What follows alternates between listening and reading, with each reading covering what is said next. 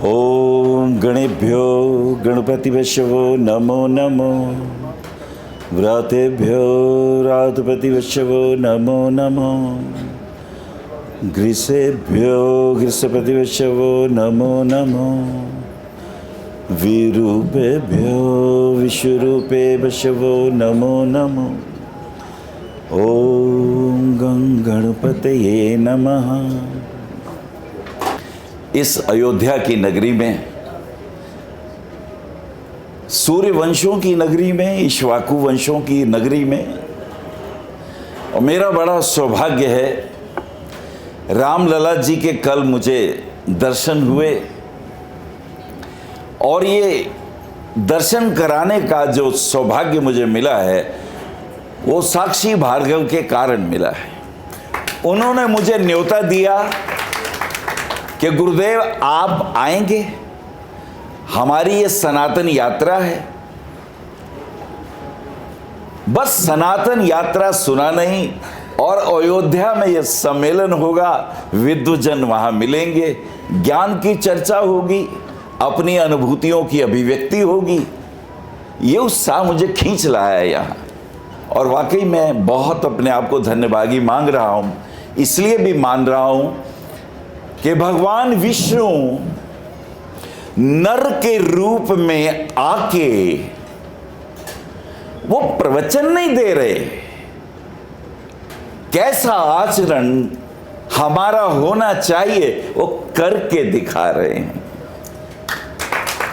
उनका आचरण, अगर कोई व्यक्ति, राजन जी ने कहा कोई उपायों की बात हो जाए जिससे हमारा आनंद हो, और साक्षी ने कहा आज तो रामलला जी की बातें होनी चाहिए, मैं बिल्कुल सहमत हूं इस बात से।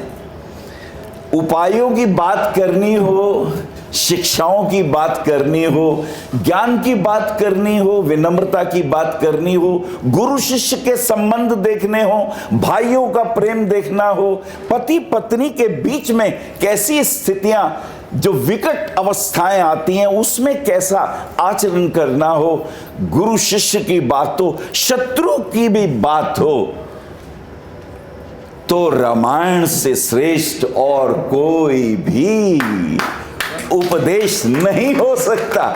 न भूतो न भविष्यति, आज तक नहीं हुआ। बोलिए जय श्री राम, जय श्री राम, जय जय सिया राम। सियावर रामचंद्र की जय। बोलो अनिल वत्स जी की जय। अरे प्रभु,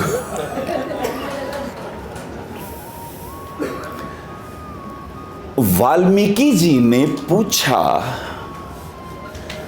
नारद जी एक बात तो बताओ, एक ऐसे पुरुष का परिचय दो जो धीर हो, गंभीर हो, वंदनीय हो, आचरणीय हो, उस जैसा पिता ना हो, उस जैसा पुत्र ना हो, उस जैसा पति ना हो, उस जैसा शत्रु ना हो, उस जैसा ज्ञानी ना हो, उस जैसा विनयी ना हो, उस जैसा मित्र ना हो।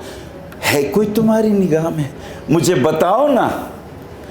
नारद जी कहते हैं, वाल्मीकि जी क्या पूछते हो, मेरी दृष्टि में तो इस ब्रह्मांड में वो धीर वीर पुरुष एक ही है।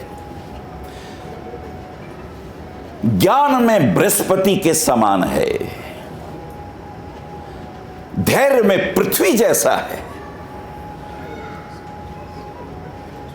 और जिसके पास बाहुबल, जिसका शौर्य, जिसका अर्थ गंभीर, जिसके कोश कुबेर के समान हैं, जिसके स्वयं मंत्र जाप देवाधिदेव महादेव करते हैं, मृत्यु के बाद भी और जीवन से पहले भी जो संभालते हैं इस ब्रह्मांड की सत्ता को, और जो तुमसे करते हैं सर्वाधिक प्रेम, देवाधिदेव महादेव, जिनका आसन तुम्हारे पास है, सब देवों के आसन कोई आकाश में हैं, कोई कहीं और हैं, पर भगवान शिव का तो कैलाश पर्वत पृथ्वी पर ही है, तुम्हारे पास ही तो है। बोले है कोई ऐसा वीर? बोले हाँ, सिर्फ एक व्यक्ति है मेरी नजर में, उन जैसा शूरवीर नहीं, उन जैसा वीरवर नहीं, उन जैसा ब्रह्मांड का नायक नहीं, उन जैसा धनुर्धर नहीं, वो हैं भगवान श्री राम। सिर्फ श्री राम। अगर कोई रामायण पढ़ना शुरू कर दे, और चलो वाल्मीकि रामायण से ही शुरू करना, वो तुम्हारे नजदीक बैठेगी। तुलसीदास जी की भी रामायण है, तुलसीदास जी की रामायण में वो भगवान जैसे हैं, पर वाल्मीकि की रामायण में भगवान ने एक नर के रूप में अवतरण लिया है और वो लीला करेंगे इस रूप में है। दो अंतर है।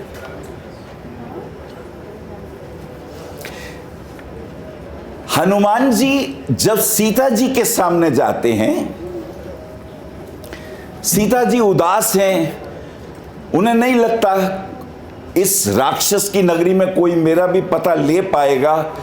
और जब हनुमान जी को सामने देखती हैं तो उनके मन में एक विचार आता है, कहीं ये रावण ही तो नहीं?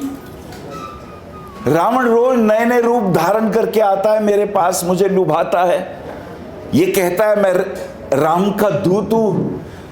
तो मैया के मन में एक भाव आता है, अच्छा तो कुछ बताओ ना उनके बारे में, वो कैसे हैं, कुछ उनकी बातें बताओ ना, वो कैसे हैं। तो हनुमान जी बड़े प्रसन्न होते हैं, बोले मैया अद्वितीय हैं, श्याम वर्ण है उनका, उनके नेत्र देखो तो ऐसा लगता है सागर लहरें ले रहा हो, धीर गंभीर हैं, उनके बाजू घुटनों तक आते हैं, अजान बाहु, और आंखें खोल क्रोध में देख लें तो यमराज कांपने लग जाए, और प्रेम से देखें तो करुणा का सागर बह जाए। सीता जी समझने लगती हैं, हाँ ये राम जी को बहुत नजदीक से जानते हैं, उन्हें विश्वास होने लगता है कि राम जी ऐसे ही होंगे।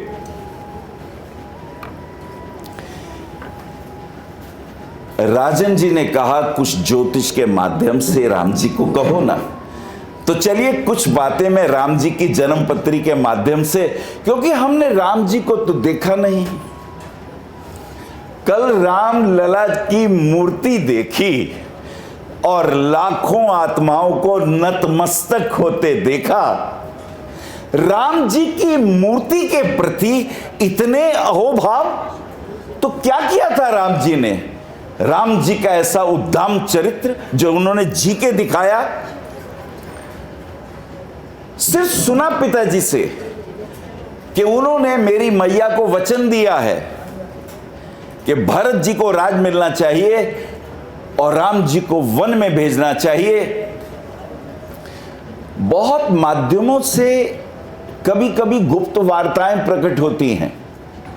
कैकेयी राम जी को बहुत प्रेम करती थी, अत्यधिक प्रेम करती थी। वशिष्ठ जी के साथ उनकी कुछ और ऋषियों के साथ मंत्रणा हुई कि राम जी को राजमहल में ही रख के इस व्यक्ति का कैसा निर्माण हो, माता पिता अपने पुत्र का कैसे निर्माण करें, उसे कहां रखें, महल में रखें कि वन में भेजें, कि गुरुओं के पास भेजें, कि जिन्होंने सत्य को चखा है, जिन्होंने परमात्मा से आयुध प्राप्त किए हैं, जिन्होंने परमात्माओं से डायरेक्ट कांटेक्ट किए हैं, ऐसे अनंत ऋषियों के पास भेजें या सिर्फ महल में ही रहें।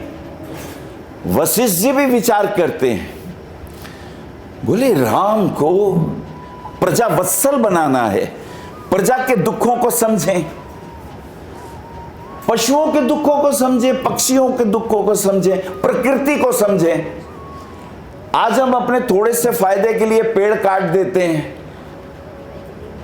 जंगल काट दिए हमने मकान बनाने थे, हमने प्रकृति का जितना शोषण किया है, आज प्रकृति कुपित होकर अपने रूप दिखाती है, कहीं सुनामी के रूप में, कहीं भूकंप के रूप में, कहीं अनावृष्टि, कहीं बहुत अकाल की स्थिति।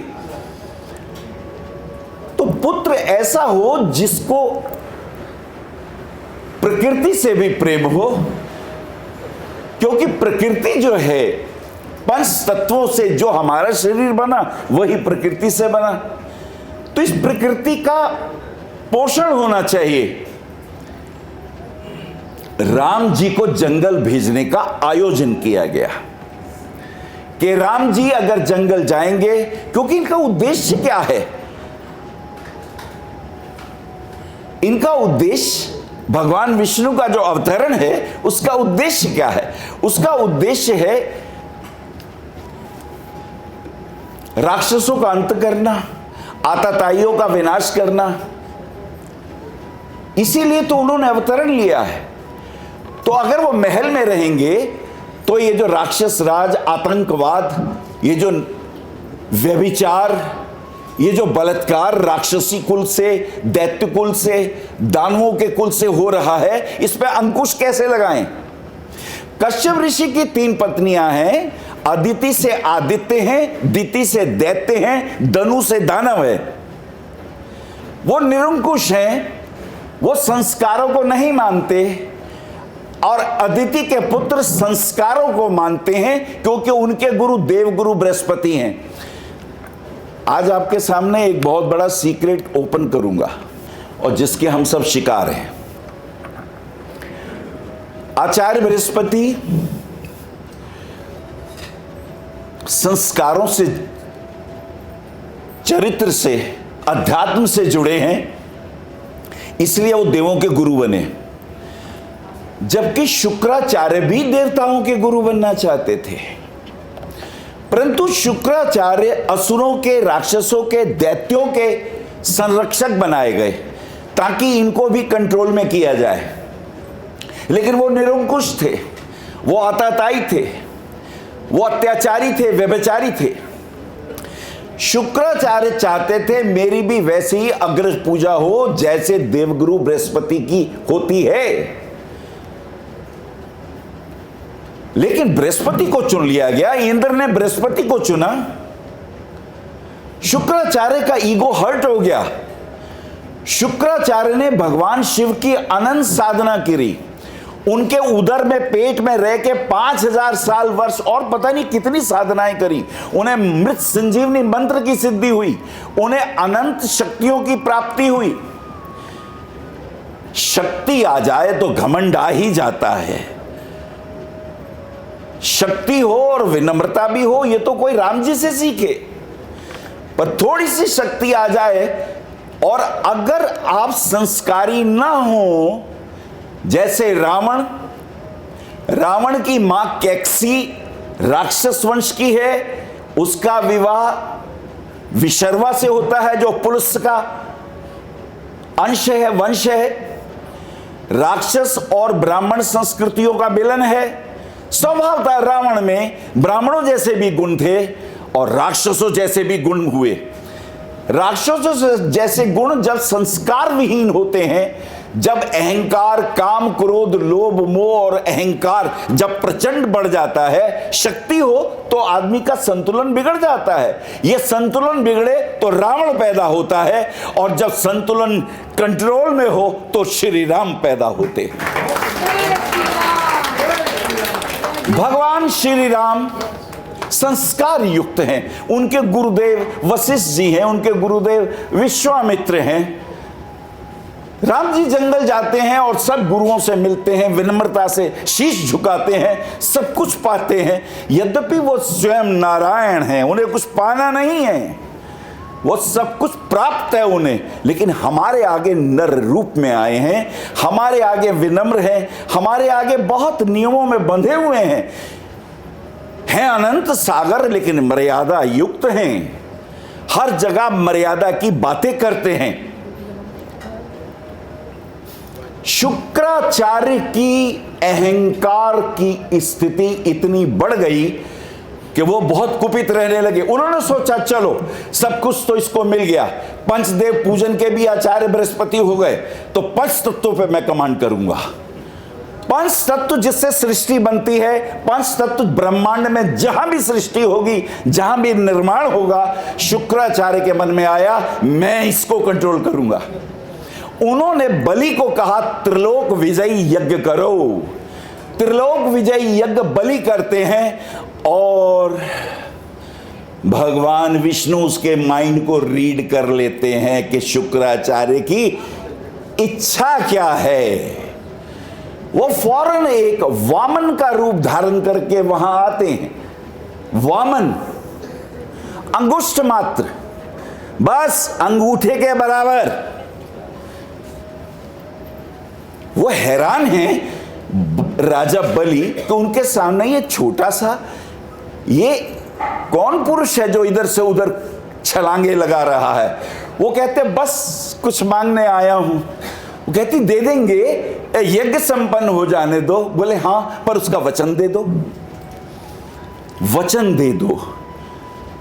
बोले ठीक है, मैं आपको वचन देता हूं। और उन्होंने जैसे ही जल हाथ में कमंडल से लेना चाहा, भगवान विष्णु उसके अंदर अवरुद्ध रूप में, उन्होंने शुक्राचार्य जो बीच में चले गए कि जल ना गिरे, क्योंकि जल हाथ में ले लिया तो संकल्प हो जाएगा, संकल्प ना हो। ये भगवान विष्णु की पूरी आयोजना थी। लेकिन जब उन्होंने देखा कि अब ये बीच में आ गए हैं, उन्होंने कुशा से उस मार्ग को क्लियर किया। वो आंख शुक्राचार्य की राइट दाहिनी आंख फूट गई। वो बहुत कुपित हुए, बहुत नाराज हुए और तब से शुक्राचार्य विष्णु विरोधी हो गए। उनका एक आंख को नहीं पता उसके बाद शुक्राचार्य का क्या हुआ। आपके पास इतनी ही कथा है कि शुक्राचार्य मरे हुए राक्षसों को जीवित कर देते थे मृत संजीवनी विद्या का प्रयोग करके। भगवान शिव के उदर में रहे थे, वीर मार्ग से बाहर आए थे, तो उनका नाम पड़ा शुक्राचार्य। और उनको एक ही क्रोध था कि मैं उतना पूजनीय क्यों नहीं जितने आचार्य बृहस्पति हैं। फर्क इतना था, वो संस्कारों से पोषित आदित्यों के गुरु थे, ये संस्कार विहीन लोगों के गुरु थे। ये दो शक्तियां आज भी आपके सामने हैं। पर राम जी अपने शत्रुओं के प्रति भी वो अंतिम बाण जो मृत्यु बाण था, जब राम जी उसे छोड़ रहे हैं, देखिए यहां भी चरित्र, संस्कृति के जो पोषक होते हैं उनका चरित्र क्या होता है। वो मृत्यु बाण हनुमान जी लाके दे रहे हैं, राम जी नहीं ला रहे। ब्रह्मा जी ने तय कर दिया था कि रावण की मृत्यु कैसे होगी और उसका एक बाण भी तैयार कर दिया था। उस बाण की जानकारी वो, क्योंकि कमाल ये हुआ कि रावण ने अमृत कुंड नाभि में रख लिया था। ब्रह्मा जी से वो बोले ठीक है, मैं अमृत तो नहीं पीऊंगा, लेकिन अमृत कुंड मुझे दो। अमृत कुंड रावण ने अपनी नाभि में रखा था। ब्रह्मा जी को चिंता होने लगी, इसका इलाज करना पड़ेगा। उन्होंने एक मृत्यु बाण बनाया और मृत्यु बाण बनाकर रावण के ही पास था। रावण वो मृत्यु का बाण भी छीन लाया था। रावण को पता था मेरी मृत्यु नहीं हो सकती। हनुमान जी शिव रूप वाले, वो ये रहस्य उनको पता है। वो एक लीला करते हैं, जब रावण और राम का युद्ध हो रहा है तो वो फौरन धर्मराज, जिसे यमराज भी कहते हैं, उनको कहते हैं प्रभु ऐसा करना, जब युद्ध हो रहा हो तो आप सामने आना रावण के बार बार। रावण को भय होगा कि मृत्यु मेरे सामने कैसे आ रही है, जबकि मृत्यु बाण तो मेरे पास है। नीति बता रहा हूं मैं आपको राम जी की। और बार बार सामने आए यमराज, और कभी उन्हें भैंसा दिखाई दे रावण को। वो बड़ा परेशान हुआ कि क्या मेरा मृत्यु का समय नजदीक आ गया है। और वो बोले तेरा अंत समय नजदीक है। वो बहुत परेशान हुए। उसने रावण ने लीला माया रची। एक रावण तो राम से युद्ध कर रहा है, एक रावण भागा अपना मृत्यु बाण देखने के लिए वो सुरक्षित है या नहीं। जैसे ही रावण वहां भागा, हनुमान जी पीछे पीछे कि देखें भाई इन्हें कहां छुपा रखा है। और जब रावण ने अपना बाण देख लिया तो वो हनुमान जी ने भी देख लिया। हनुमान जी उस बाण को लाने से पहले सोच रहे हैं कि ये बाण मैं ले जाऊं, इस बाण से इसका अंत होगा। तभी धर्मराज जी उसे शिक्षा रहे हैं। देखिए संस्कार क्या होते हैं। बोले हे हनुमान, इस चुराए हुए बाण से क्या राम जी इसका संधान करेंगे जो चोरी से प्राप्त हुआ है? वो तो धर्मज्ञ हैं। उन्हें शंका होने लगी। बोले हाँ, अगर मैंने ये बाण दे दिया वो चलाएंगे ही नहीं। तो धर्मराज जी कहते हैं शुभ कार्यों के लिए यह भी करना ठीक है, क्योंकि दुष्टता को दुष्टता से ही मारो। धर्म हिंसा तथैव च अहिंसा परमो धर्मः, पर धर्म हिंसा तथैव च, पर शत्रुओं और हिंसकों को हिंसा से ही मारो। यह भी अस्त्र है। भगवान कृष्ण ने इसी अस्त्र का प्रयोग किया महाभारत में, हिंसकों, क्रूरों, छलियों और दुष्टों को।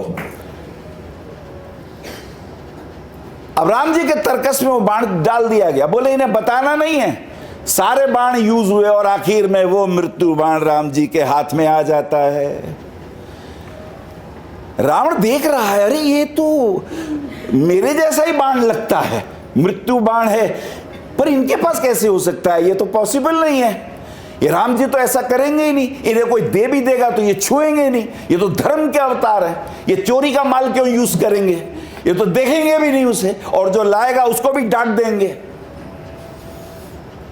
पर जो वो बाण हाथ में आता है आखिर में, और भगवान राम समझ जाते हैं, पर उसकी नाभि में निशाना नहीं करते, वो बस उसकी तरफ छोड़ देते हैं।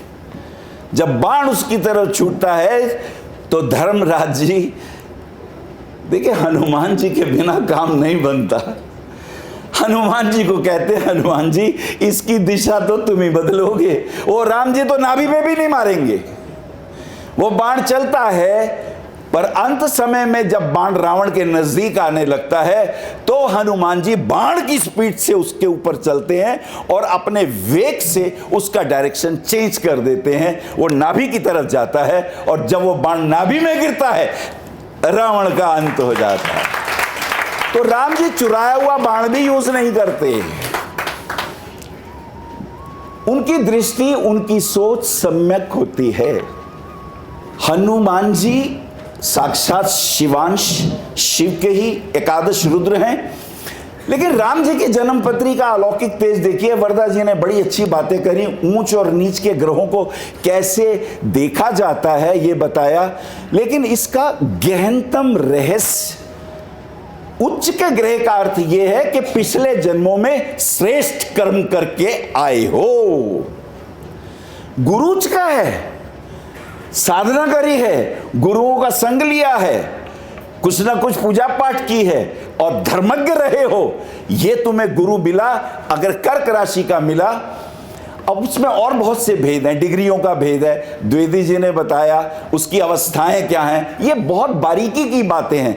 लेकिन मोटा मोटा समझे कि गुरु उच्च का यानी हम पूर्व जन्मों में आध्यात्मिक रहे हैं। भाई वो नारायण हैं, वही तो लेके आएंगे गुरु उच्च का। उन जैसा ज्ञानी, उन जैसा तपस्वी, उन जैसा मर्मज्ञ कहां मिलेगा? और जो गुरुओं का भक्त, वशिष्ठ भी उनके गुरु, विश्वामित्र भी उनके गुरु, और कितने ही गुरु पिता के चरणों में शीश झुकाते हैं। उनका आचरण, अब इस जन्म में अगर गुरु उच्च का आया है तो you have to maintain it. अब उसका गर्व करके अहंकार नहीं करना, अब उसका घमंड करके अपनी उच्च अवस्था को डाउन नहीं करना। यह तो उच्च के ग्रह का मतलब है। गुरु उच्च का है तो सम्मान करो, अध्ययन करो, अपने जितने भी तुम्हारे वेद हैं, उपनिषद हैं, इनका अध्ययन मनन करो, और ये शिक्षा तुम आगे भी दो। जो उन्होंने जैसा जिया वैसा तुम उन्हें भी बताओ।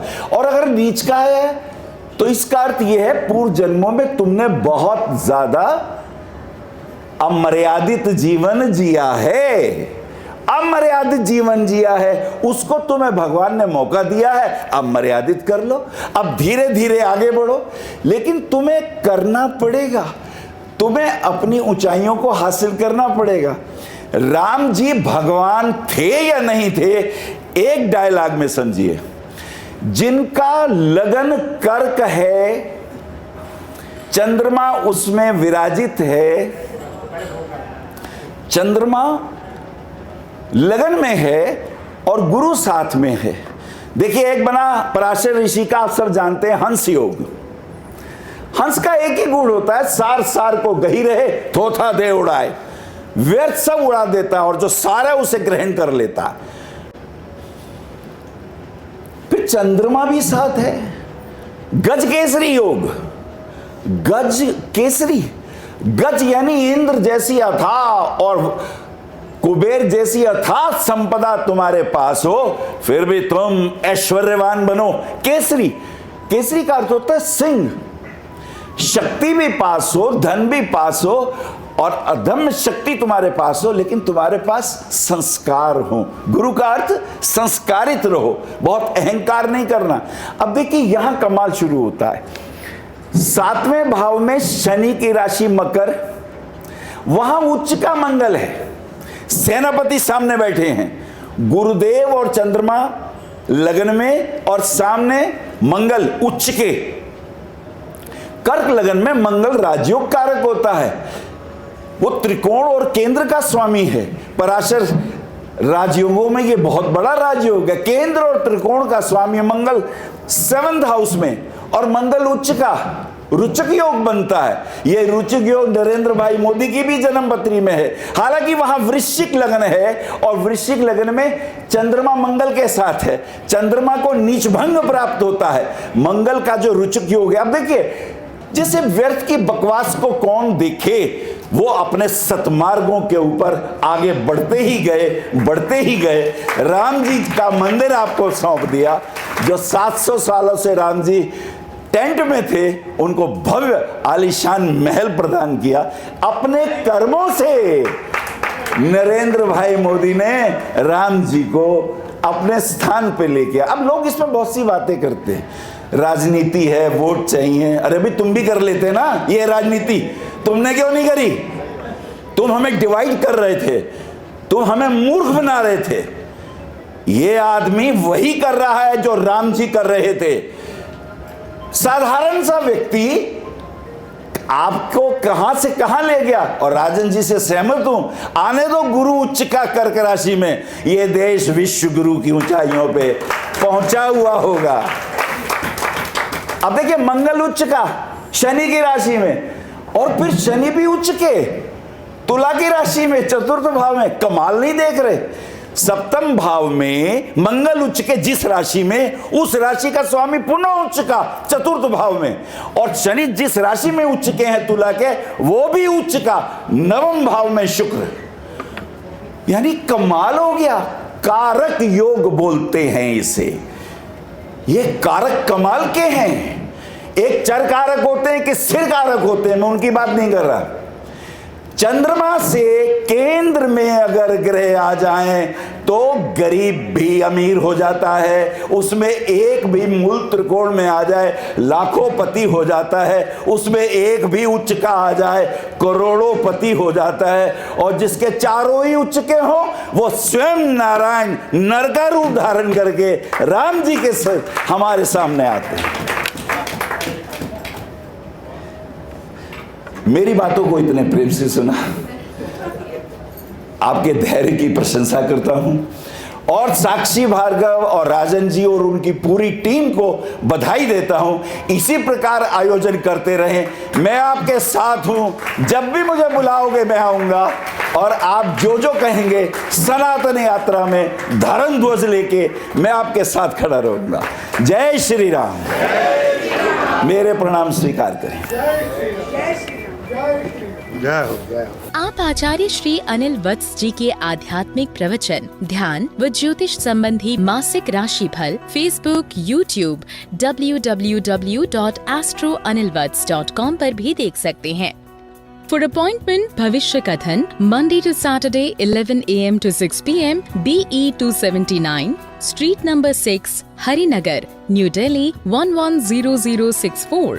Phone number 98917 39999, 98181 89993, 981 088 7002, 886 000 6030.